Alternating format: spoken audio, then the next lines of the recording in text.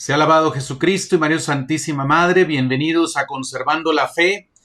Estamos en un programa especial. Tenemos aquí al doctor César Félix Sánchez, que es parte prácticamente ya de este canal. Querido César, muchas gracias por estar nuevamente aquí con nosotros. ¿Cómo te encuentras? Muy bien, padre. Como siempre es un placer para mí poder acompañarlos.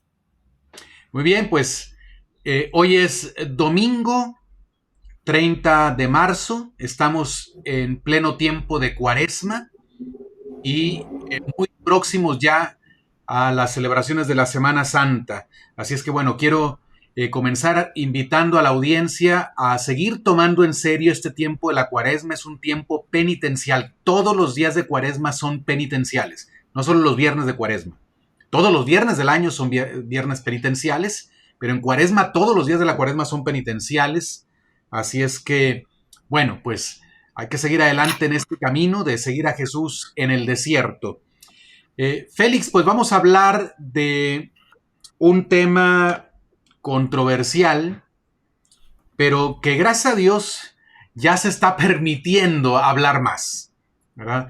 Estamos a 5 años de la pandemia, ¿verdad? Del inicio de la pandemia,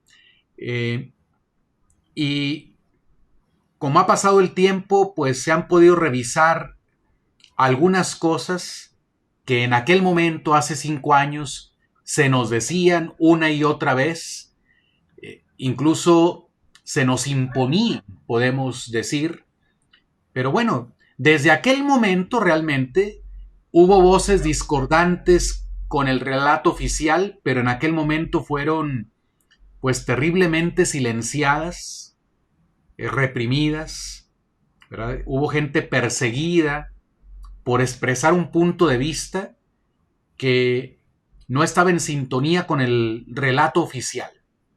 Pero ese relato oficial, 5 años después, pues se ha venido cayendo, ¿verdad? Porque pues pasa el tiempo y gente sigue investigando y están saliendo cosas a la luz, verdades están saliendo a la luz y por lo tanto están quedando en evidencia mentiras que nos dijeron o que nos quisieron imponer en aquel momento.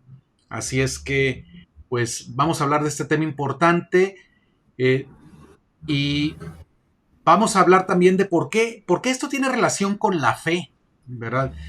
Hay un fenómeno que yo alcancé a percibir. Los católicos con una fe más firme y católicos más practicantes, en general, entre ellos la tendencia fue a no creer en las mentiras que se dijeron. No sé si tú percibiste lo mismo, pero yo creo que sí. Hicimos un video hace algún tiempo, me parece un par de años, que se llamaba Hacia la tiranía universal, creo, algo así. Uh-huh. Sí. Y ahí hablábamos un poco acerca de los efectos de la revolución sexual. Que uno de los efectos de la revolución sexual ha sido obsesionar a la gente con lo carnal. Y si bien no hablábamos de los católicos, no hacíamos un diagnóstico intraeclesial, sí hablábamos de los progresistas, ¿no? De gente que hasta hace unos días, en marzo, estaba feministas o personas de la diversidad, como se dice ahora, que días atrás estaban atacando catedrales y negocios en el Día de la Mujer, el 8 de marzo del 2020. Una semana después eran los más obedientes siervos del estado de emergencia de la dictadura sanitaria que se estableció. ¿Por qué? Porque lo que hizo, en resumen, el Estado en ese momento fue estatizarnos. Es el socialismo sanitario, el socialismo del cuerpo. Nos estatizó, nos redujo a solo nuestra salud física y se consideró como el único capaz de tutelarla. Nos quitó nuestra autonomía corporal. Y a esas personas que son defensores de la autonomía corporal mal entendida y falsa cuando se trata del aborto, en este momento simplemente los pusieron como ante la espada y la pared. Si yo pierdo mi cuerpo, pierdo lo único que tengo, porque lo único que tengo es mi cuerpo y por lo tanto yo no soy un ser que tenga una dignidad verdadera, que tenga derechos fundamentales y que tenga libertad. No, mientras me dejen mi cuerpo para poder ejercer mis placeres carnales y mis vicios, puedo permitir que el Estado haga lo que quiera conmigo, metiéndome el miedo, precisamente por la pérdida de esta salud física, que es la garantía de que yo pueda disfrutar de esos placeres. Nuestros abuelos no se hubieran dejado. Solo en una sociedad corrompida, como la sociedad occidental actual, este tipo de cosas pudieron colarse. Y dentro de la iglesia yo creo que se repetía una dinámica parecida.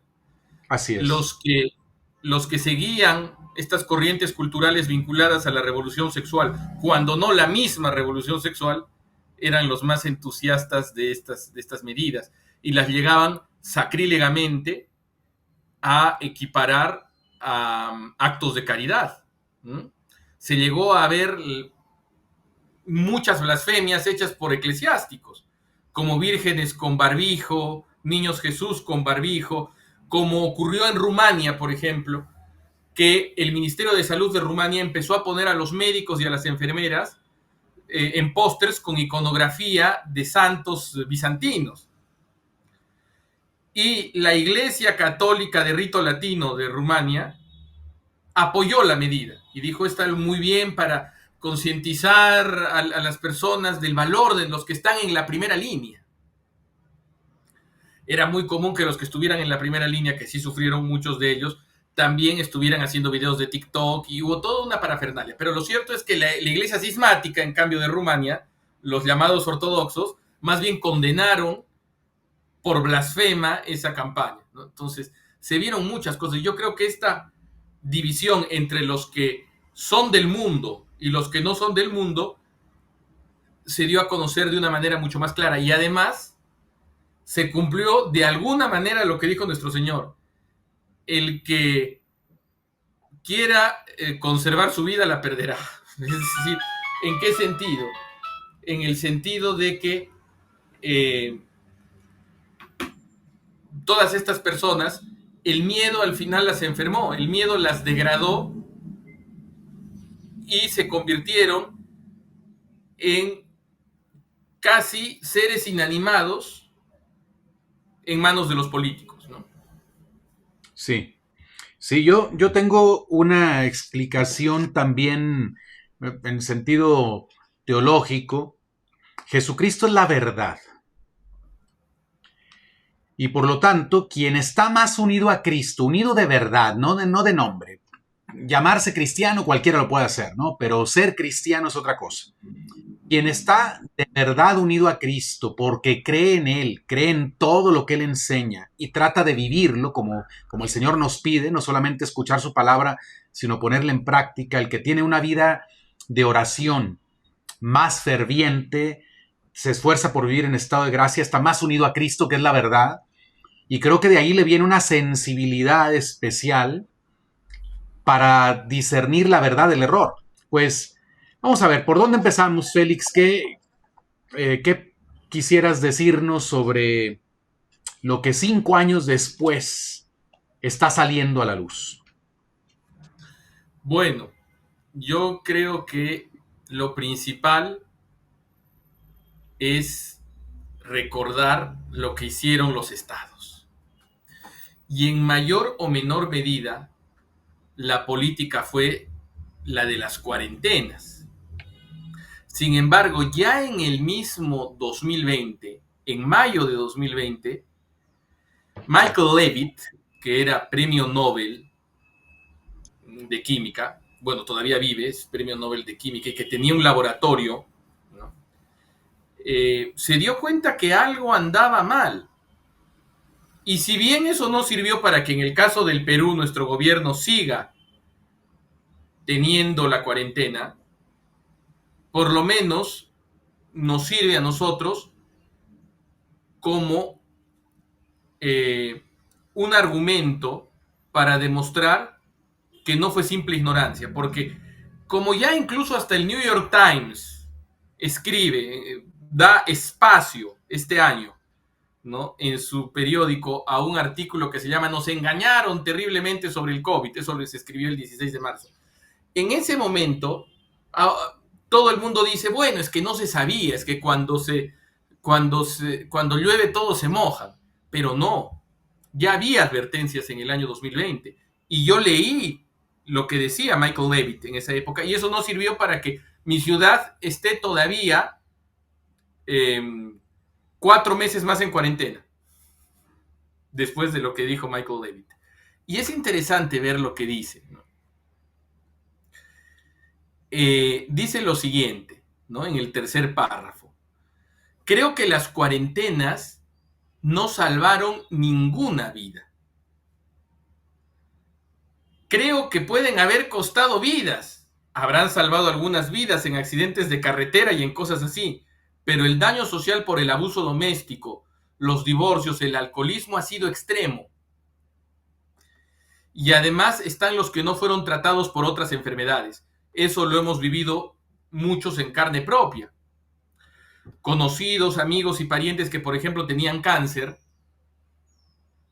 no fueron tratados, porque se cerró todo el aparato sanitario, por lo menos en mi país, para centrarlo en la emergencia del COVID. Y no por eso dejamos de ser, teniendo la cuarentena más estricta del mundo en el Perú y más larga, el país con mayor número de muertos por 100.000 habitantes. ¿Por qué será? Y es bastante elocuente lo que dice después. Levitt cree que con algunas recomendaciones puntuales, como usar máscaras, eso también lo vamos a poder, lo tenemos que analizar también, porque hasta eso ha sido cuestionado. Desde el comienzo del brote y adoptar ciertas normas de distanciamiento social se habría obtenido el mismo resultado en términos sanitarios, pero a un costo muy inferior. Y aquí dice algo muy interesante. Creo que el verdadero virus fue el virus del pánico. Por razones que no me quedan claras, creo que los líderes entraron en pánico y la gente entró también. Y creo que hubo una gran falta de discusión. Bueno, es que no se permitía la discusión, César. Exacto, es así. O sea, faltó la discusión no porque no hubiera gente queriendo discutir el tema, pero no se permitía simplemente, ¿no? En las redes sociales te cancelaban. Yo no sé si este programa todavía no lo vayan a cancelar, espero que no, pero en las redes sociales te cancelaban, la gente misma envuelta en este discurso, convencida de este discurso, te callaba, te silenciaba, te acusaba de casi de criminal, ¿no? Casi de asesino. Sí. Sí. Y de ser un psicópata, de ser una persona egoísta, de ser antihigiénico, de estar loco, anticristiano. Exacto. Uh-huh. Sí, es impresionante el poder, ¿verdad? Que tuvieron, el poder de influenciar a toda la población del mundo. Bueno, no es toda, pero a gran parte de la población mundial, ¿no? Y dime. Y había una reacción violenta que era potencial al miedo. Me hacía acordar mutatis mutandis, es decir, cambiando lo que hay que cambiar, con la reacción de Nerón con los cristianos, del populacho romano, una vez que Nerón los culpó a los cristianos del incendio de Roma. Es decir, hay una gran tensión, la gente estaba muy tensa y que estaba buscando un chivo expiatorio. ¿Y quién era el chivo expiatorio? Los escépticos, respecto a esto. Entonces, es curioso, pero Levitt escribe esto en mayo del 20. Y en mayo del 20, este artículo sale en español en mayo del 20, lo había investigado desde inicios de la cuarentena, estaba alertando de esto. Y ya en el hemisferio norte, como ya se acercaba la temporada cálida, mayo, junio, julio, ya se acercaba el verano, había bajado el COVID. Y por eso podían discutir eso. Pero nosotros estábamos recién entrando al invierno. Y recién entrábamos a la peor parte de las cuarentenas. Y nadie dijo nada. O sea, en cualquier otro lugar se imita lo que se hace en el extranjero y se ve también, pero se oyen todas las opiniones. En cambio, nuestros gobernantes, por lo menos en el Perú, en Argentina también parece que fue la cuarentena también intensa y en Chile, aunque el Perú por mucho fue altamente más dura. Pero es interesante que diga Levitt que por razones que no me quedan claras, creo que los líderes entraron en pánico. ¿Mm?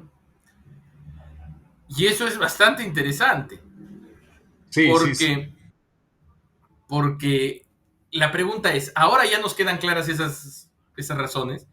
Lo único que yo recuerdo es en un foro de Davos antes de la pandemia, me parece que en el 2019, a Klaus Schwab reconociendo que China era un modelo.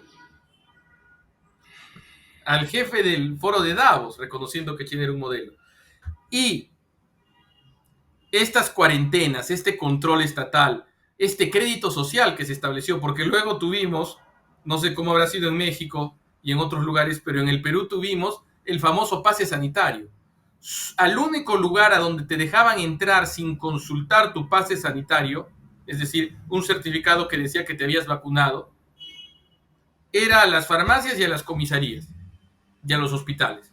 No podías comprar en los mercados, ir a la iglesia, si no tenían. Cuando recién en el Perú se abrieron las iglesias, no se permitía que entre quien no tuviera un pase sanitario. Había gente controlando en la puerta. No, bueno, donde yo estaba en aquel momento, en la parte de México donde yo estaba en aquel momento, no sucedió eso. Gracias a Dios. Sí te pedían el cubrebocas, sí te tomaban la temperatura, con esos termómetros que te ponían en la frente, Claro. te hacían pasar por un tapete especial y no sé cuántas cosas, ¿no? Pero bueno, no me tocó esa medida del pase, pero lo he escuchado de muchos países. Yo no sé, la verdad, si en alguna parte de México se impuso esto, donde yo estaba en aquel momento no.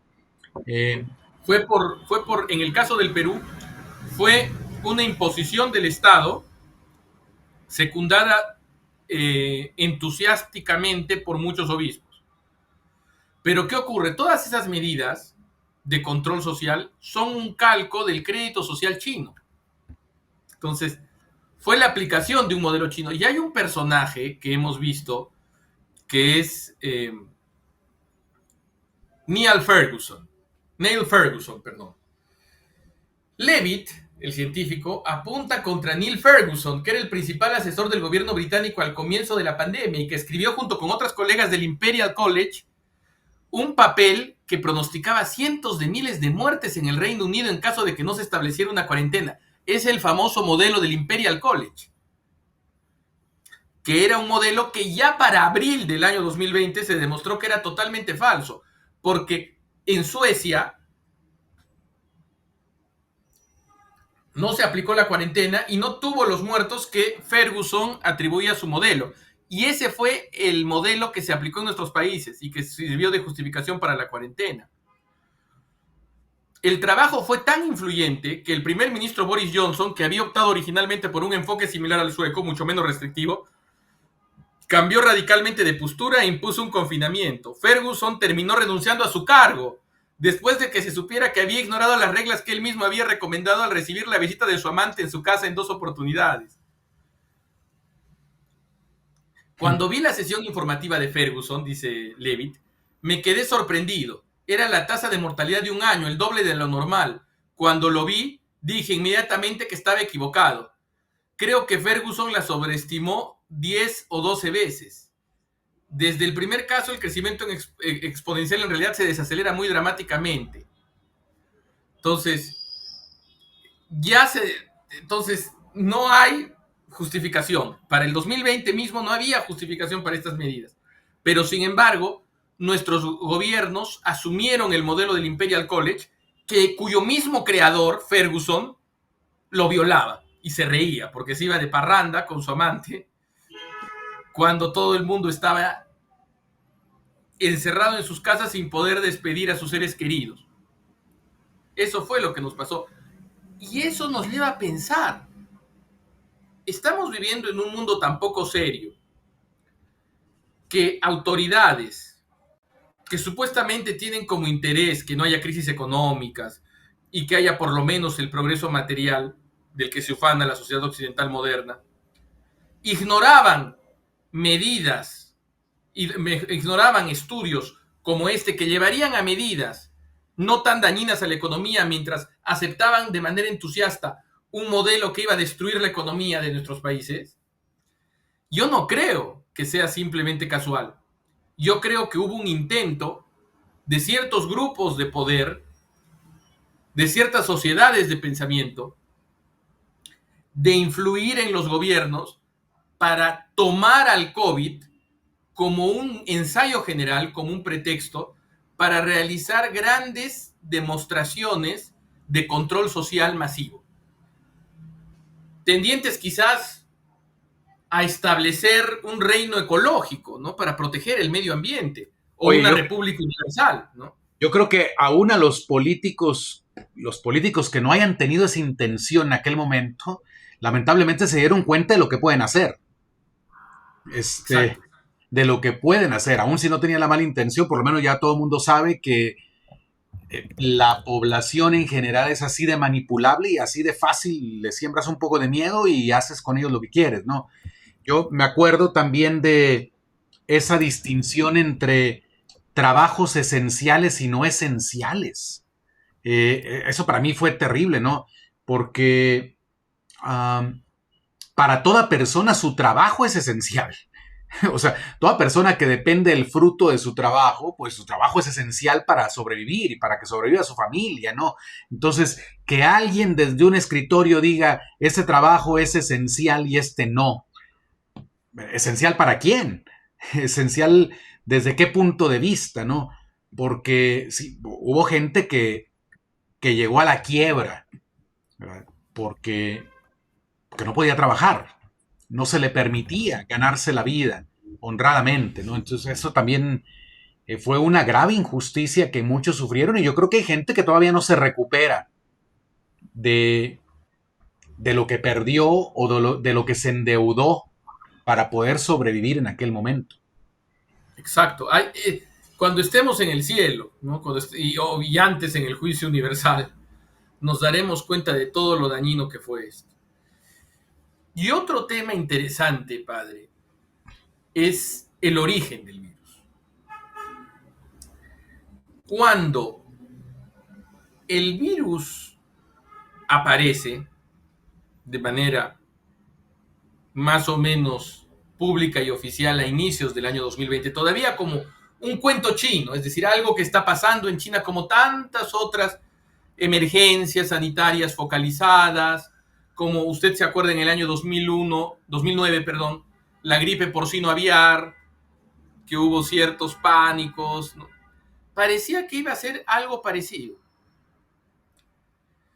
Pero hubo ya personas que tanto desde el punto de vista médico como del punto de vista del sentido común apuntaban al clarísimo origen artificial del virus.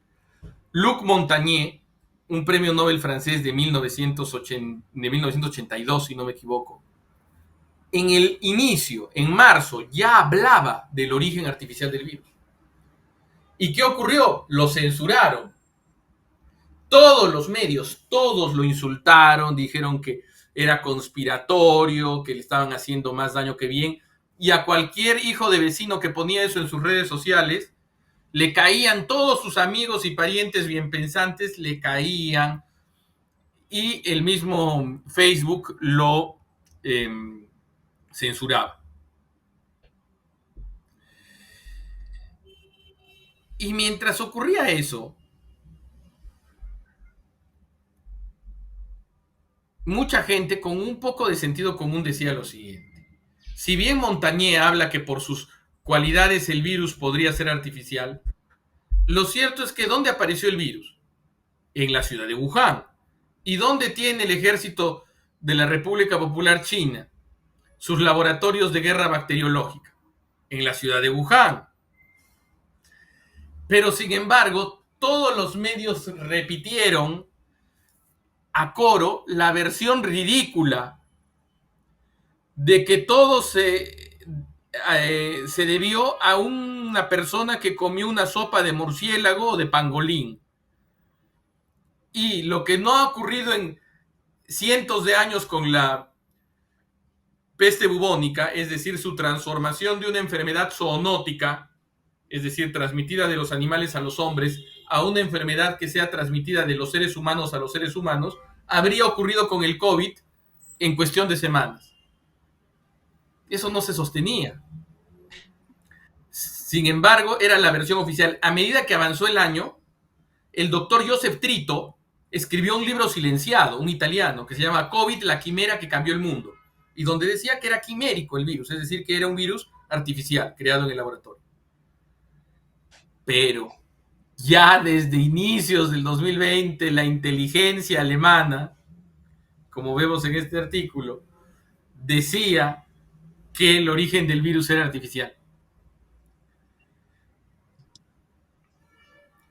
Y se mantuvo silenciado. Decía, un 90% de posibilidades de que el virus sea artificial. Y el 2021, la OMS había concluido que era extremadamente improbable, investigando con China eso. Cosa curiosa. En verdad, han hecho lo que han querido con nosotros.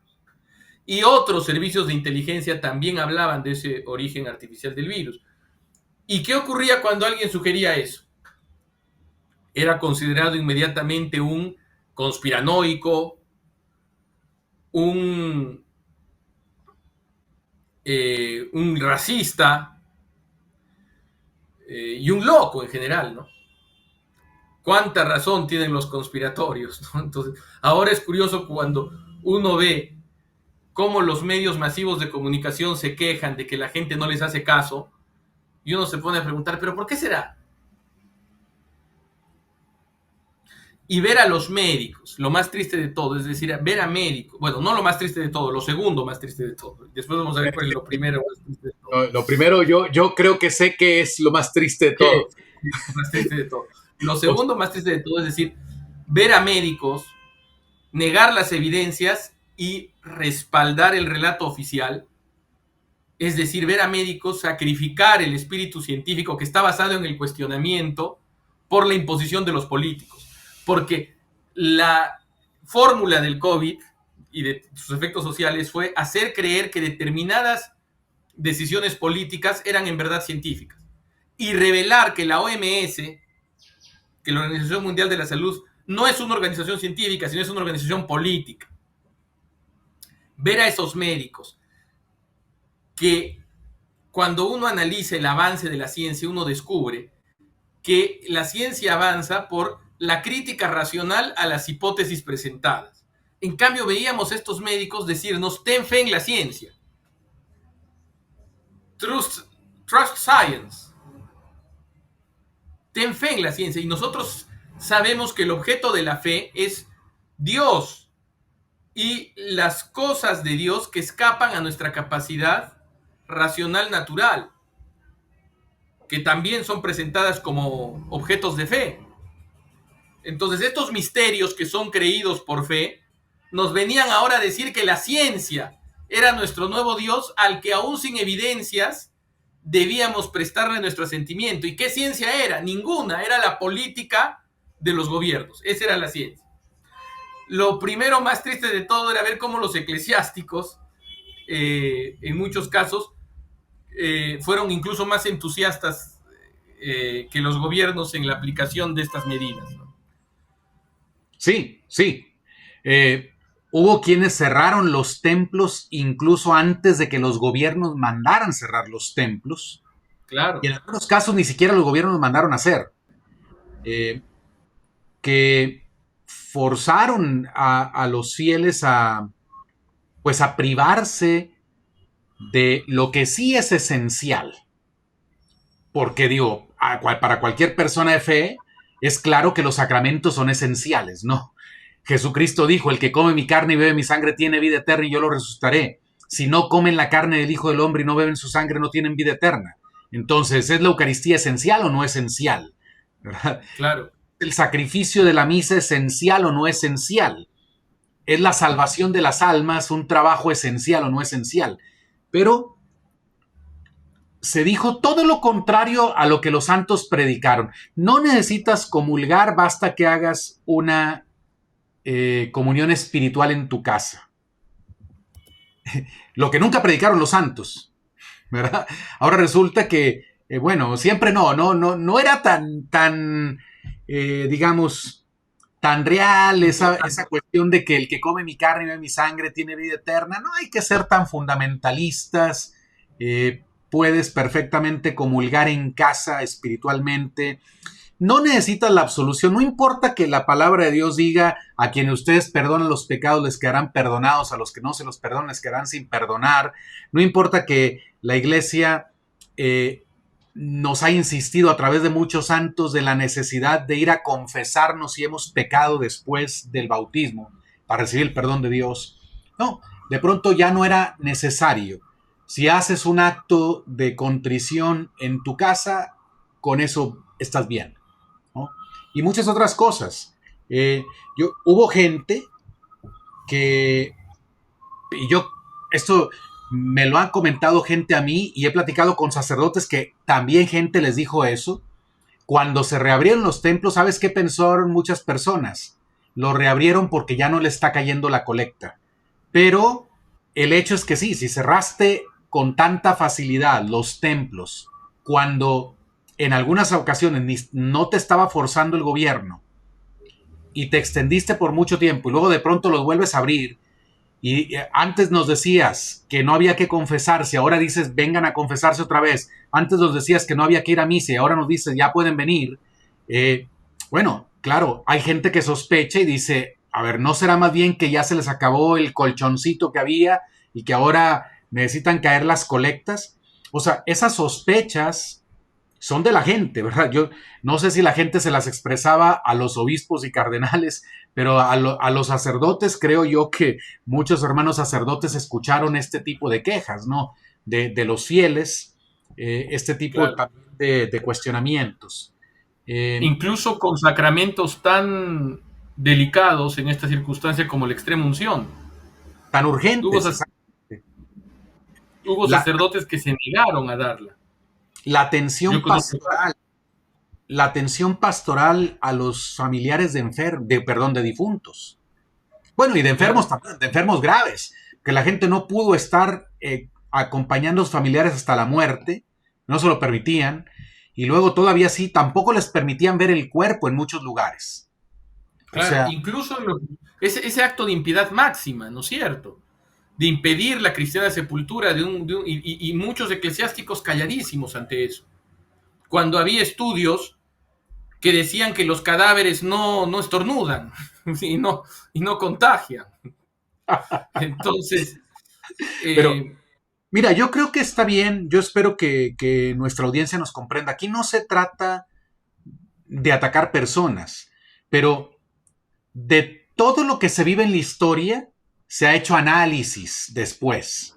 O sea, eso es algo también correcto, ¿no? En la misma historia de la iglesia, ¿no? Hay libros de historia de la iglesia, hay historiadores que nos ayudan a hacer análisis de lo que sucedió en épocas pasadas para poder aprender las lecciones de la historia, ¿no? Entonces, eh, espero que a todos les quede claro que es importante hacer este trabajo de análisis de lo que sucedió para ver qué podemos aprender. No, claro, no estamos haciendo aquí un programa para culpar personas o para señalar, no estamos diciendo nombres de nadie, ¿verdad? Pero sí estamos haciendo pues un análisis que yo creo debe hacerse. Si lo están haciendo los científicos, si lo están haciendo ahora los científicos, porque ahora se les permite hablar, o por lo menos eh, cosas que en aquel momento no se pudieron decir, ahora se están diciendo, creo yo que así también debería de suceder en la iglesia, claro. ¿no? Cosas que a lo mejor en aquel momento no se nos permitió decir, o si quieren, no era prudente decir, creo que ahora podemos hablar de eso con claridad, con respeto, sí, pero hay que analizar para aprender de la historia, aprender de nuestros aciertos y de nuestros errores, ¿verdad? Y es una realidad que fieles católicos sufrieron terriblemente por decisiones que algunos pastores tomaron para la Claro. iglesia. Eso es Y real. mire, y cuando había personas que estaban sufriendo en sus casas y que necesitaban recibir los últimos sacramentos, había sacerdotes que sí iban a dar los sacramentos, pero había otros que no. Había otros que decían, no es importante, no es necesario. Y eso es lo que usted dice. Después, cuando abren todo y la gente no va, la gente muy bien podría decirles, no es importante, no es necesario, tú mismo me lo dijiste. Exactamente. Y bueno, creo que vale la pena reconocer este punto que acabas de decir. Quiero enfatizarlo.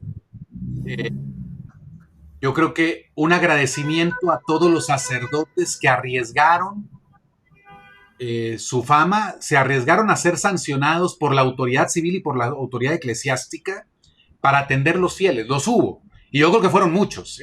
Yo creo que fueron muchos. Yo sé de un buen número que ingeniaba de algún modo para atender a los fieles en la clandestinidad. Eh, y bueno, yo creo que hay que Claro, reconocer. Y los fieles lo hay que agradecen. reconocer eso. Los fieles lo agradecen. ¿Verdad? Hubo. Se vio quién era quién.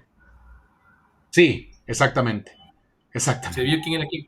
Y además es interesante ver, pero ya en el mismo 2020, el Tribunal Constitucional alemán condenó las restricciones al culto.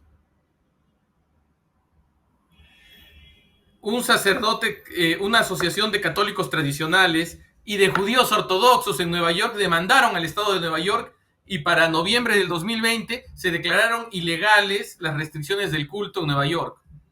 Entonces, abogados, juristas, incluso ateos o agnósticos, se podían dar cuenta que aunque yo no tenga religión, yo sé que la Declaración Internacional de los Derechos Humanos de 1948 reconoce como derecho humano fundamental el culto religioso. ¿Cómo podíamos restringirlo por tanto tiempo? Y yo conversaba con eso en la pandemia, debatía con personas respecto a este tema, incluso en programas de internet, que eso también es lo bueno de la pandemia, ¿no es cierto?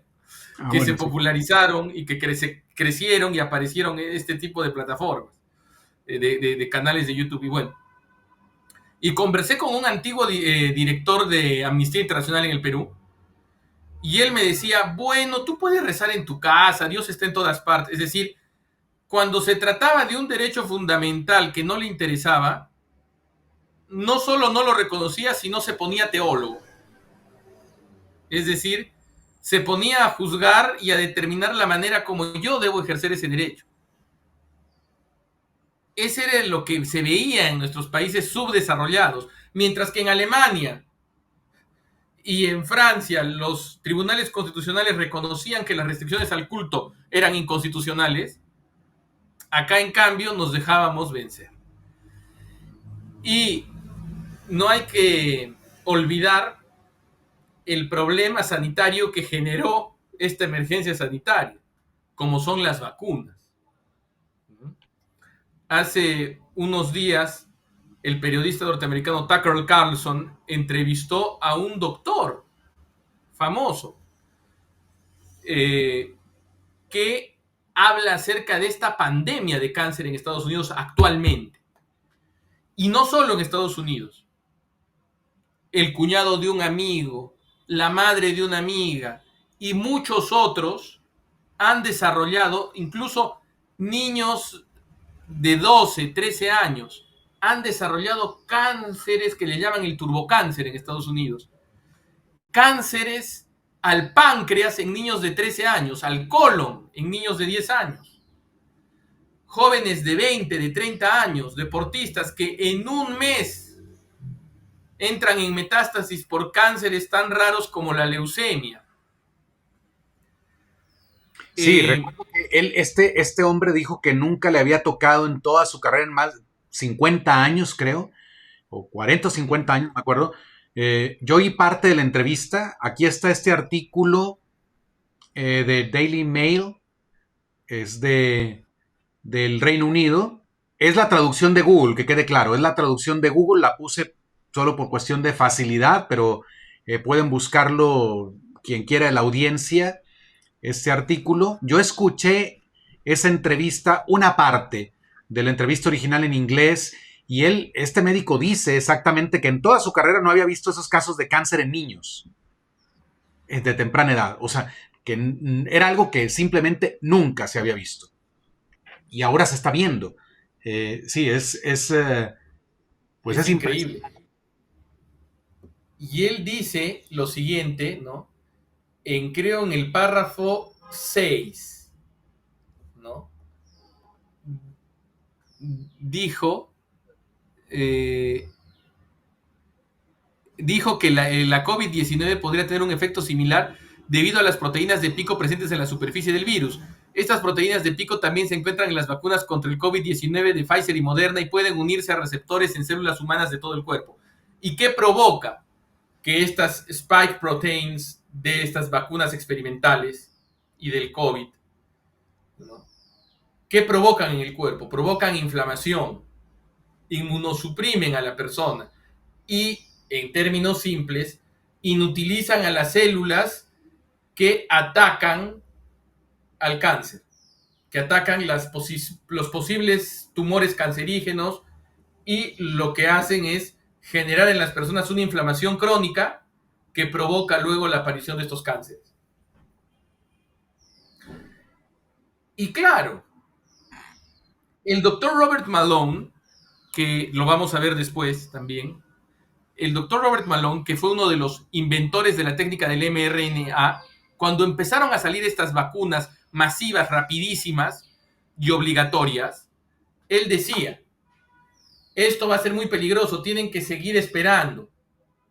Y es cierto, cuando uno ve vacunas mucho más sencillas, como las del sarampión, la polio, la gripe incluso, se demoraban años en experimentarlas, pero ahora hubo un deseo de hacer vacunas experimentales, es decir, con este spike, estas vacunas que entran a la célula y simulan que el cuerpo está siendo atacado por el COVID sin que sea un virus debilitado como en las anteriores vacunas, para que el cuerpo genere una respuesta inmune que acabe con el COVID. No, al principio decían, son vacunas, es decir, van a prevenir el contagio. Pero luego dijeron, no van a prevenir el contagio. Ya bueno, las vacunas puede hacer que no prevengan el contagio en un 80% y sigan siendo una vacuna. No. En la mayoría de los casos no prevenían el contagio. Entonces ya no era una vacuna. ¿Qué era? Era un medicamento experimental preventivo. Porque claro, luego ellos te decían, no, ya bueno, igual te vas a contagiar, pero te vas a salvar del hospital. Primero decían, no, no te vas a contagiar. Luego te decían, sí te vas a contagiar, pero no vas a ir al hospital. Y luego decían, vas a ir al hospital, pero no vas a morir. ¿No? Entonces, no eran vacunas propiamente dichas, porque no prevenían ningún contagio. Eran medicamentos experimentales preventivos, obligatorios. Y ahí es donde se cae la inmoralidad de la vacunación obligatoria. Porque la vacunación obligatoria solo debe existir cuando se trata de vacunas que previenen el contagio. Y por eso yo, aunque tenga cierta autonomía en mis decisiones terapéuticas personales, tengo una autonomía menor. Ese es el rollo que tenían ellos, ¿no es cierto? Hasta antes. Los poderes sanitarios globales. Yo no tengo autonomía para decidir que mi vecino que mi vecino se enferme. Por lo tanto, yo, que puedo ser un vector de contagio para mi vecino, tengo que estar vacunado obligatoriamente. Esa era la única razón para hacer a la vacuna obligatoria. Pero cuando se descubre que tienes una vacuna que no previene en la mayoría de casos el contagio, entonces ya no hay razón para obligar a las personas a vacunarse. Porque ya no estamos ante una vacuna. Esa necesidad de obligar a la gente obedece a un deseo de frenar el contagio. Pero si las vacunas no frenan el contagio, entonces no tienen razón de ser. Oye, pero en aquel momento no se podía cuestionar eso tampoco. O sea, no, Se daba eras mucha crueldad. negacionista, no, qué Ojalá que te enfermes, decían en las redes, ojalá que te enfermes y nadie te atienda. A estos deberían prohibirlos en los hospitales, no deberían atender. Eso se decía. igual, son asesinos. Por culpa de ellos es que gente está muriendo en los hospitales. Sí, Por eso se decía. de los que no se Y querían vacunar. por, y por culpa de ellos, las variantes son más negativas. Cuando era al revés, la inmunidad de rebaño se impidió por las cuarentenas y la posibilidad de que el virus combinado con estas vacunas genere una inflamación que provoque después situaciones cancerígenas, aumentaba. Pero sin embargo uno veía médicos, investigadores, diciendo con términos violentísimos que los que no se vacunan están provocando muertes y cuarentenas. Y toda la ira de las personas que tenían por haber sido privadas de su libertad por la cuarentena era lanzada hacia los antivacunas. Bueno, y el dolor de los que habían perdido familiares también se convertía en ira contra. Digo, porque es interesante analizar este Este mecanismo. efecto psicológico, ¿no? O Exacto. sea, imagínate, pierdes un ser querido que no estaba en edad de morirse, ¿no? Y te dicen, bueno, es que perdiste a tu padre, perdiste a tu madre, a tu hermano, por estas personas que no se quisieron vacunar. Sí. Imagínate, o sea, es muy fácil pasar del dolor al odio a estas personas, ¿no? Si te convencen de que son las culpables de que haya sucedido esa muerte de un ser querido. Eh, Tremendo, pero en aquel momento no se podía hablar como estamos hablando. Yo espero que no nos vayan a censurar este programa. He visto ya más videos en YouTube sobre esta cuestión, en las que ya se puede hablar claramente, pero es que yo vuelvo a decir, es importante revisar lo que pasó. Es importante revisar lo que pasó. Y bueno, el relato oficial lo hemos escuchado una y otra vez. Creo yo que ahora es importante para cualquiera que desee ser objetivo, también escuchar la otra parte del relato que nunca se permitió. Este, y que ahora, pues está poco a poco saliendo a la luz, ¿no? Claro. Esto también, digo, fue muy doloroso. eh, Igual en la iglesia, ojalá que no caigamos otra vez en esos errores, pero hubo instituciones católicas que obligaron a los trabajadores, a sus trabajadores, a vacunarse. Hubo incluso un obispo en una isla del Caribe que por atreverse a dar, que no era ni siquiera antivacuna, que por atreverse a dar exenciones, como permitía el gobierno del país al que pertenecía esa isla, de conciencia para no vacunarse, sus hermanos en el episcopado le pidieron a la Santa Sede que lo saquen. Es el caso de Monseñor Fernández, obispo de Arecibo. ¿Se Sí, acuerda usted de ese caso? sí, sí, me acuerdo de ese Entonces, caso. qué dolor, ¿no? Qué dolor. Pero en fin, aquí tenemos otro dato interesante del doctor Robert Malone, gran experto, uno de los inventores de la tecnología de vacunas mRNA, pero que estaba en contra de la vacunación masiva también. Él compartió en el año 22 un estudio que decía que las mascarillas podrían suponer una amenaza aún desconocida para el usuario en lugar de protegerle. Y peor aún en el caso de los niños porque los aíslan del mundo microbiano, que es el que permite que su sistema inmune esté actualizado, por así decirlo. Entonces, si vamos hacia abajo, vemos que se habla en el texto de el de lo que se hizo, de la prueba que se hizo. Existen numerosas pruebas en la literatura que apoyan el uso obligatorio de mascarillas para reducir la tasa de infección por el coronavirus 2 del síndrome respiratorio agudo grave, el COVID. Sin embargo, el efecto del uso de mascarillas en la evolución de la enfermedad sigue siendo controvertido. Ese estudio pretendía determinar si el uso obligatorio de mascarillas influye en la tasa de letalidad en Kansas, en Estados Unidos, entre el 1 de agosto y el 15 de octubre del 2020. Se comparó, siendo ya temporada baja del COVID, pero ya iniciándose la llamada segunda ola, porque ya se acercaba en noviembre, se comparó un lugar de Kansas que tenía mandato de mascarillas y un lugar de Kansas que no tenía. El lugar de Kansas que tenía mandato de mascarillas le fue peor.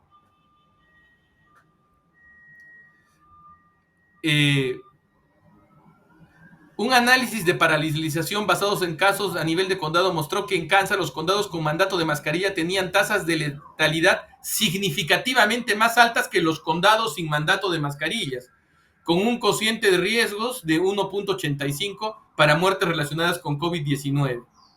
Incluso después de ajustar por el número de personas protegidas, es decir, el número de personas que no estaban infectadas en el grupo con mandato de mascarilla en comparación con el grupo sin mascarilla, el cociente de riesgo siguió siendo significativamente alto. Totalmente contraproducentes. Y si uno escucha a Anthony Fauci, el experto de la CDC, es decir, del Centro de Control de Enfermedades de Estados Unidos, que el gobierno de Biden, antes de dejar la Casa Blanca, amnistió por delitos desde el 2014. ¡Qué barbaridad! Entonces, si uno escucha lo que decía Fauci, en enero, febrero del 2020, él decía, las mascarillas no sirven, no las usen. Pero luego en marzo y abril dijo, son obligatorias, tienen que usarse. ¿Qué pasó? Y cuando le preguntaron, Fauci al final dijo, bueno, cuando le preguntaron cuando ya era obligatorio el uso de mascarillas, le preguntaron, ¿y por qué usted decía al inicio que no era obligatorio? No sabía, no tenía datos. Y Fauci, con la modestia que lo caracteriza, dijo, no, yo sí sabía que eran necesarias. Pero lo que quería era evitar que la gente, el público, monopolice mascarillas que eran necesarias para los médicos. Ahora, ¿eso qué quiere decir? Que al margen de la utilidad o no de las mascarillas, Fauci acababa de confesar una noble mentira. Es decir, que su forma mentis, no solo en esto, sino en las vacunas y en las cuarentenas. Voy a decirle algo a la población que sé que no es verdadero para provocar un efecto social deseado. Ahora, ¿son útiles las mascarillas o no? En un ambiente hospitalario cerrado, sí, y para médicos que van a estar por solo un poco tiempo con la mascarilla, sí son útiles, pero la KN95, por un momento. Pero tener esos mandatos de mascarillas en lugares públicos, en el transporte y peor aún al aire libre. En el Perú uno no podía salir al aire libre sin mascarilla. Entonces, terrible. No solo los microplásticos, porque las usaban mucho hasta que se deshacían. No solo eso, sino hay muchos factores que hablan de que más bien el virus se condensa y se guarda en la mascarilla y más bien se provoca un caldo de cultivo peor para otro tipo de alergias y de enfermedades. Y ni se diga los efectos psicológicos, es el efecto Fögen, la reinhalación profunda de gotitas hipercondensadas o viriones puros atrapados en las mascarillas en forma de que puede empeorar el pronóstico y podría estar relacionada con efectos a largo plazo de la infección por COVID-19. ¿Qué más podemos decir? Oye, yo quiero decir algo porque también vale la pena al menos comentar aquí el terrible efecto que todas estas medidas tuvieron en los niños y en los jóvenes, en los niños y adolescentes. Porque si es perjudicial que a los adultos nos hayan impuesto estas medidas y nos hayan manipulado, digamos, para aceptarlas sin ninguna protesta y para atacar a quienes de algún modo no estaban de acuerdo, ese efecto todavía es peor en los niños y en los jóvenes. Yo recuerdo meses después de que ya se acabaron la imposición de las mascarillas, esas cosas, recuerdo ver eh, adolescentes de las escuelas caminando en las calles con el cubrebocas en la calle. Este, niños, jóvenes, ¿verdad? Y especialmente aquellos, yo noté esto, especialmente aquellos adolescentes más pegados al celular, este, más en contacto con redes sociales y estas cosas, eran más influenciados. Fue más difícil para ellos dejar la mascarilla, eh, pero yo creo que valdría la pena que alguien hiciera un estudio de los efectos que esto trajo, porque no es lo mismo hacerle algo así a una persona ya formada, ya madura, que hacérselo a alguien que esté en proceso de formación. O sea, esto muy bien pudo haber preparado niños y jóvenes para que cualquiera luego les imponga algo con un poquito de miedo, para no cuestionar nunca algo que te dice la autoridad, ¿no? Este, y bueno, como tú dijiste, esto está en contra del espíritu científico, porque el espíritu científico precisamente cuestiona las hipótesis. Eso es algo en el ámbito académico, cualquiera que esté en el ámbito académico lo va a entender, ¿no? Así es como avanza la ciencia, ¿no? Cuestionando hipótesis, haciendo más investigaciones para o confirmar la hipótesis o rebatir la hipótesis, ¿no? Pero eh, si no puedes cuestionar la autoridad, si a un adulto se le forma para que, o se le deforma para que no cuestione la autoridad, más fácilmente se deforma así a un niño o a un adolescente. O sea, yo creo que también hay que aprender de esta experiencia que tenemos que enseñar a los niños y a los jóvenes a pensar por sí mismos. Hay que enseñarles el verdadero espíritu crítico, que no está en criticar los dogmas de la fe, porque algunos hacia allá orientan el espíritu crítico, Claro. nada más. Cuestionar las normas morales, la ley natural, ¿verdad? Para eso usan el espíritu crítico, pero para estas cosas no lo usaron para nada. Era donde tenían que usarlas más. Exactamente. Entonces, bueno, pues también, sí, yo creo que habría que lamentar ese daño, el daño físico también, no solamente psicológico, que yo sinceramente no tengo la formación para ahorita expresar cuál daño fue mayor, si el físico o el psicológico. O sea, el daño físico de que un niño no podía salir de su casa. El daño psicológico de tener que estar horas y horas y horas expuesto a la pantalla, ¿verdad? Pantallas de computadora, de celular, de tablets, pero el daño físico también es que si es malo para un adulto no hacer ejercicio, tener una vida sedentaria, es más malo para un niño. Claro. Y, por ejemplo, no sé, pues aquí en México, yo creo que en Perú no ha de ser tan distinto, ¿no? Una familia normal, pues no tiene una casa con un patio grandísimo, ¿no? Una familia normal aquí en México, sobre todo en las ciudades, muchas familias viven en una casa reducida, ¿no? Dos, tres recamaritas pequeñas, una sala, comedor para toda la familia y un patio pequeño. Entonces, imagínate, meses, niños obligados a estar allí por meses, adolescentes, ¿no? Que necesitan hacer ejercicio, que necesitan moverse, para estar sanos en cuerpo y en mente, forzados a una vida sedentaria por más de un año, casi acá fue como por un año y medio. Todavía esas cosas, creo yo, no se han estudiado bien cuáles van a En ser el los Perú fueron 2 años y medio. terrible, terrible. Sí, casi 2 años en algunos casos. Pero mire, eh, alguien dirá, bueno, cualquiera es general después de la batalla. Nos pueden decir, ustedes están viendo las cosas 5 años después. Y habría que decirles a esas personas que mucha de esta evidencia ya estaba disponible en el 2020. Y el sentido común estaba disponible en el 2020 también. Entonces, ¿qué era lo que ocurría? ¿Por qué elegir entre dos versiones solo la que dan los poderosos? Solo por el hecho de que los poderosos la den.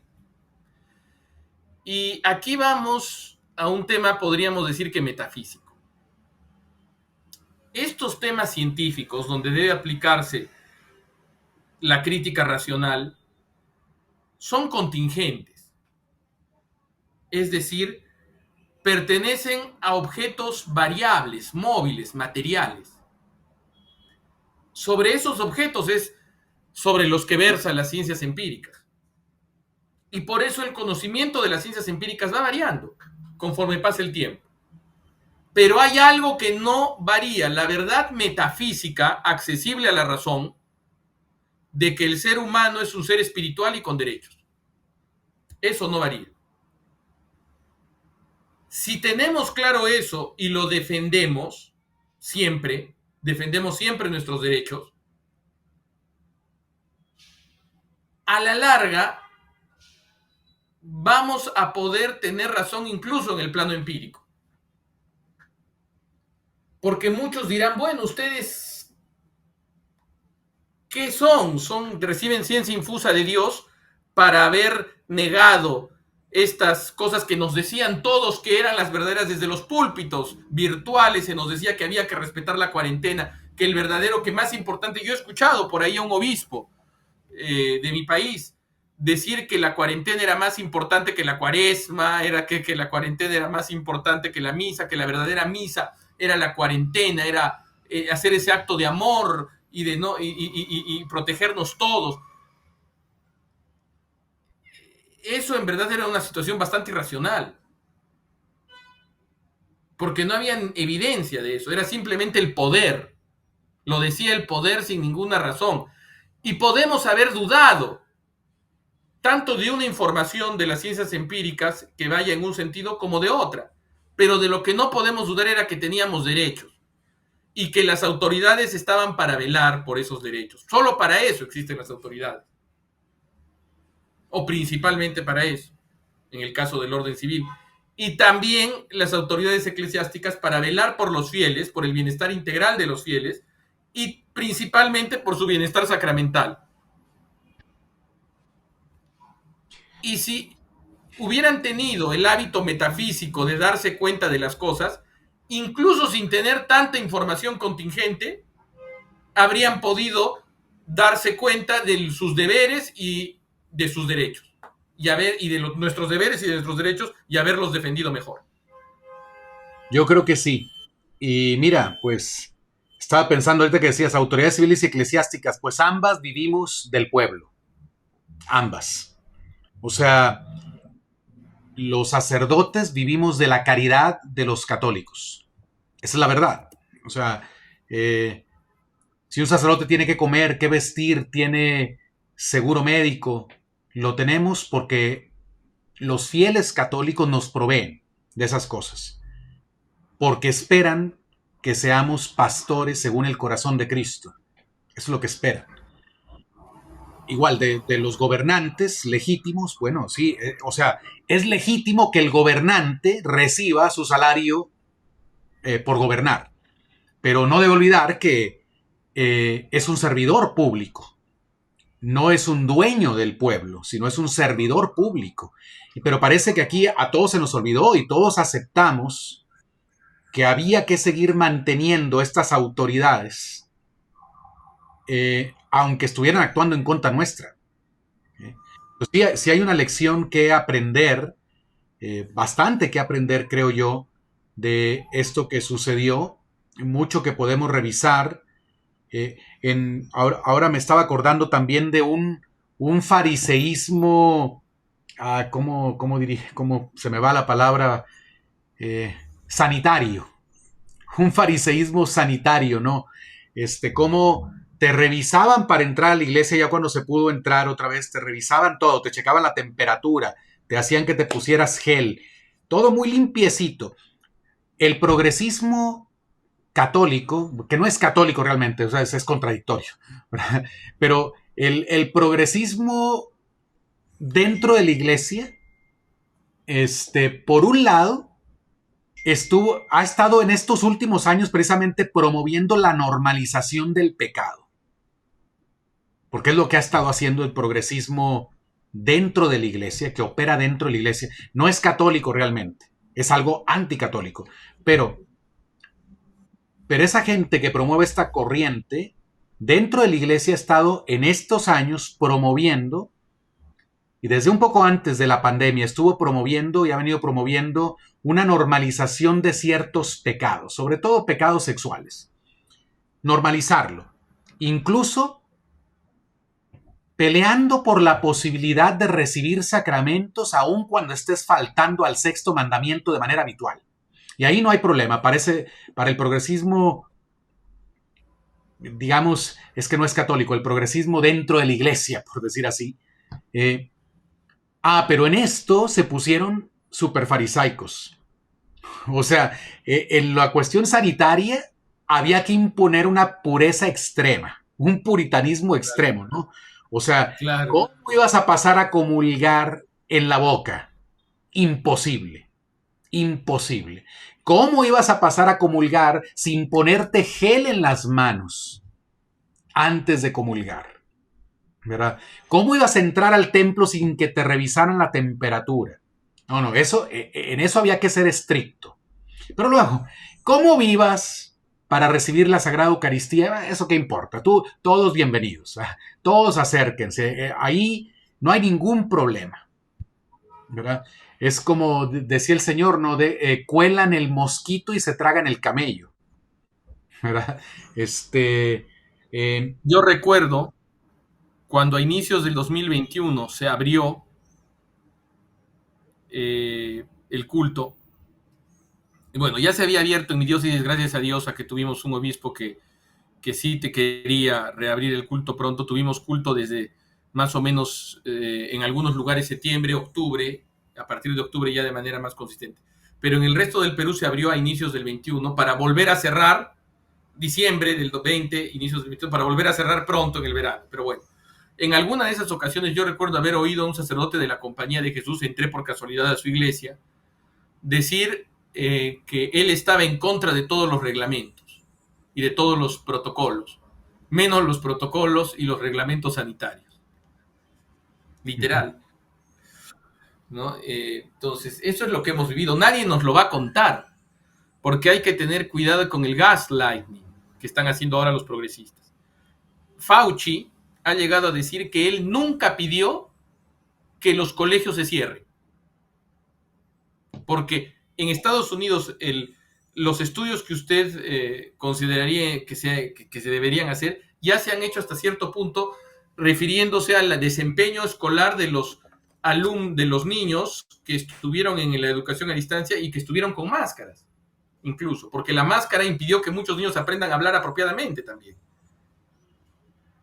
Entonces, y es catastrófico el resultado.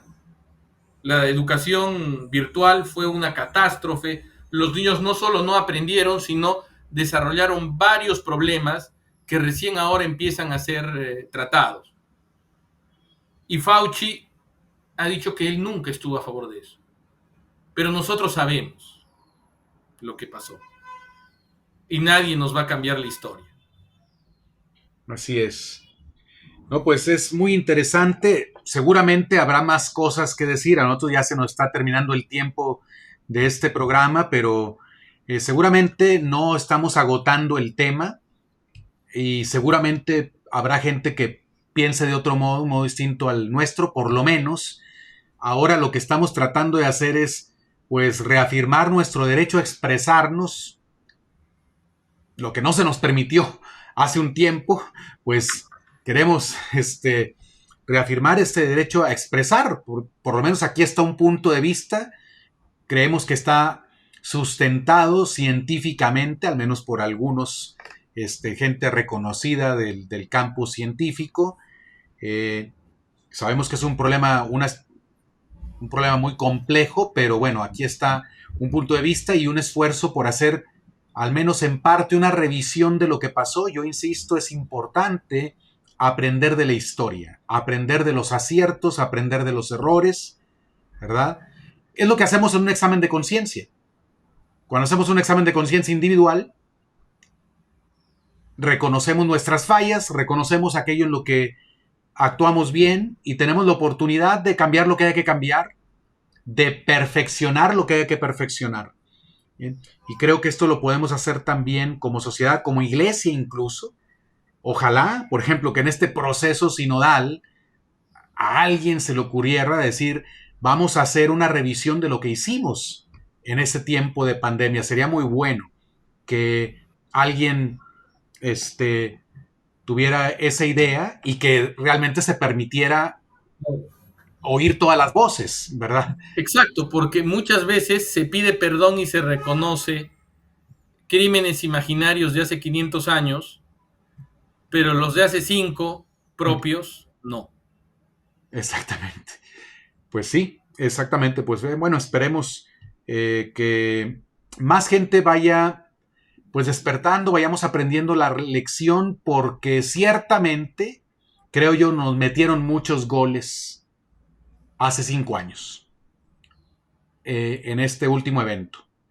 Y el peligro es que los poderosos del mundo se sientan muy seguros de que lo pueden hacer otra vez, ya sea en un evento catastrófico. Bueno, recientemente la Unión Europea está llamando a los ciudadanos de la Unión Europea a prepararse para guerra, para una emergencia climática. O sea, puede suceder que nos quieran hacer lo mismo ahora con la cuestión del supuesto cambio climático, que la expresión es perfecta porque nunca falla. Si hace mucho calor, está cambiando el clima. Si hace mucho frío, está cambiando el clima. Si llueve, es el cambio climático. Y si no llueve, también, ¿verdad? Si hay incendios, si no hay incendios, todo es cambio climático. Entonces, bueno, por ahí están tratando de restringir bastantes libertades. Ahora, este proceso de restricción de libertades puede ser drástico en otro evento tipo pandemia, o puede ser sutil y lento, como en esto del cambio climático, ¿no? Que se van aprobando leyes poco a poco que van restringiendo libertades de los ciudadanos, ¿no? O se va mentalizando a la gente. A mí te voy a platicar algo así rápido. En septiembre, no de este año, sino el año anterior, en una cadena comercial de la Ciudad de México, pues aquí para México el septiembre es el mes de la patria. Y me llamó mucho la atención que yo estaba buscando por ahí un lugar para comer. Bueno, todos los platillos patrióticos, o sea, mexicanos, típicos mexicanos, que ofrecían en ese negocio durante ese mes de septiembre eran de insectos. Eran de insectos.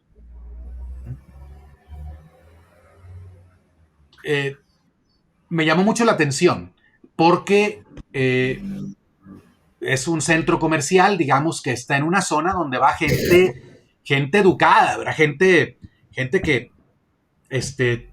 tiene un cierto nivel de educación.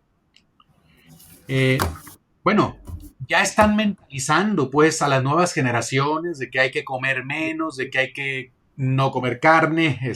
Ojalá dijeran no coman carne los viernes, ojalá los pastores dijeran eso, no coman carne los viernes por lo menos, ¿no? Pero o que no coman, o que coman menos para luchar por la templanza. Exacto, el ayuno, para aplacar la ira divina, como dicen las oraciones de la liturgia tradicional. Eso ya no se dice tampoco, ¿no? Pero bueno, tal vez eso ya es demasiado pedir. Lo que quiero decir es que pueden volver a hacernos lo mismo. O sea, si ya nos lo hicieron y no aprendemos y no resistimos, nos pueden hacer lo mismo otra vez. Lentamente, que eso es más peligroso, o en un evento tipo pandemia, y ahí la acción sería drástica.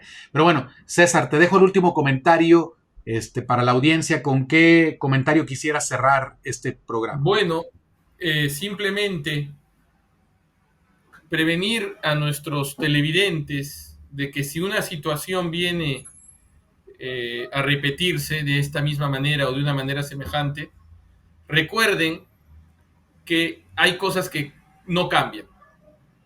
Y no cambia que somos criaturas de Dios, hijos de Dios, también en algún caso, no todos, pero muchos somos hijos de Dios, que existe un orden moral natural previo a los políticos, como diría Antígona, una ley puesta por Dios en el corazón de los hombres, que los políticos no pueden abolir ni los científicos pueden negar, y que la observación específica de determinados elementos de la realidad puede ser muy variada, puede haber toda clase de hipótesis, pero lo que acabo de decir es incontrovertible y nadie puede quitarnos eso, ni la peor de las emergencias, porque eso es lo que nos hace propiamente humanos. Así es, así es. Muy bien, pues muchas gracias a todos por su atención a este programa. Gracias, César, por esta charla tan interesante. Y bueno, ahí está las opiniones para el que las quiera escuchar, pensar. Se vale no estar de acuerdo también, pero al menos es importante hablar de estas cosas. Vamos a cerrar el programa rezando un Ave María a la Virgen, pidiéndole que nos ayude a seguir adelante en este tiempo de Cuaresma, a no bajar la guardia en esta penitencia por nuestra salvación eterna y para reparar por los pecados cometidos, ¿no? Que Dios nos siga dando la gracia de seguir adelante. In nomine Patris et Filii et Spiritus Sancti. Amén. Ave María, gratia plena Dominus tecum, benedicta tui mulieribus et benedictus fructus ventris tui, Iesus. Santa Maria, Mater Dei, ora pro nobis peccatoribus, nunc et in hora mortis nostre. Amen. Gloria Patri et Filio et Spiritui Sancto. Sic ut erat in principio et nunc et semper et in saecula saeculorum. Amen. Dominus vobiscum. Et cum spiritu tuo. Benedictio Dei omnipotentis, Patris et Filii et Spiritus Sancti, descendat super vos et maniat semper. Amén. Amén. Muchas gracias, conserven su fe, hasta la próxima y que viva Cristo Rey.